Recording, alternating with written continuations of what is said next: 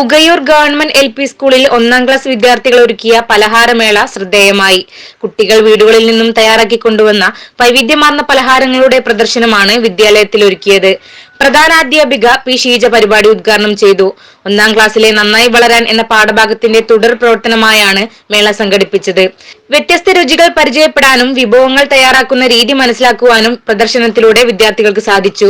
അധ്യാപകരായ C. Shari, K. Rajitha, V. Maimoona, Anusree, Shafeeq, Jaseela എന്നിവർ പ്രവർത്തനങ്ങൾക്ക് നേതൃത്വം നൽകി. നന്നായി വളരാൻ എന്ന പാഠഭാഗവുമായി ബന്ധപ്പെട്ട് കുട്ടികൾക്ക് പലഹാരത്തെ കുറിച്ച് പഠിക്കാനുണ്ട്. അപ്പൊ അതിനുവേണ്ടിയാണ് ഞങ്ങൾ ഇത്തരത്തിലൊരു പ്രവർത്തനം നടത്തിയത്.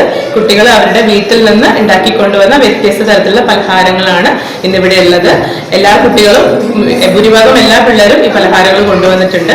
അപ്പൊ വീട്ടിലുണ്ടാക്കുന്ന പലഹാരങ്ങളുടെ പ്രാധാന്യം കുട്ടികളെ ബോധ്യപ്പെടുത്താനും കൂടിയാണ് ഞങ്ങൾ ഇതുകൊണ്ട് ഉദ്ദേശിക്കുന്നത്. CTV news Tirurangadi. മാംഗല്യ സ്വപ്നങ്ങൾ പൂർണ്ണമാവാൻ മാനസ സിൽക്സ് ആൻഡ് സാരീസ്, ചെമ്മാട്, മണ്ണാർക്കാട്.